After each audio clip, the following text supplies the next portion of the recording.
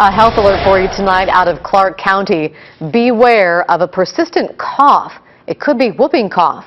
News Channel 8's Tim Gordon is live in the newsroom tonight with details. Tim? Well, Laurel, there have been 18 cases reported since mid-January in Clark County. Health officials say there are probably more undiagnosed and unreported. Those 18 cases of pertussis or whooping cough involve mostly school-age kids and their family members. The highly contagious illness is spread by coughing and sneezing. Schools and other public places offer a place for exposure. And springtime often sees a spike in the number of cases. Young infants run the greatest risk of complications that can be deadly.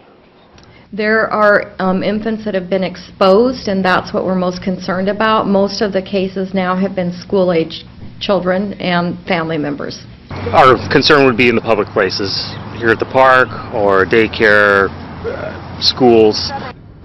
Now, adults, adolescents, and the youngest babies don't necessarily make that high whooping sound cough. So if you have a cough that's not getting better after a week, go see your doctor.